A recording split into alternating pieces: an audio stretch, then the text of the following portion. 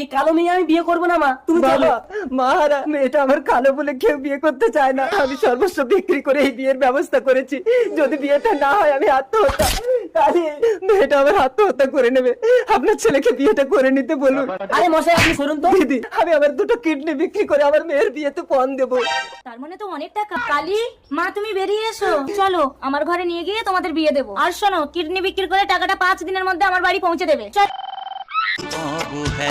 তোমাকে বলেছি না আমার কোনো জিনিসে তুমি হাত দেবে না। হ্যাঁ জানু, বলো। আই লাভ ইউ টু জানু। এই যে এ বাড়িতে থাকতে হলে চাকরানির মতো থাকতে হবে। তোমার বাবা তো ধান্দা মেরে তোমাকে আমার ছেলের গলায় ঝুলিয়ে দিল। ও দিদি, আমার দুটো কিডনি নাকি নষ্ট হয়ে গেছে। আমি তোকে সুখ দিতে পারলাম না কালী। আমি ভীষণ সুখেই আছি। তোর মায়ের আত্মা আমাকে ডাকছে। ইস, আবর্জনাটা মরার জায়গা পেলো না, এখানে এসে মরলো।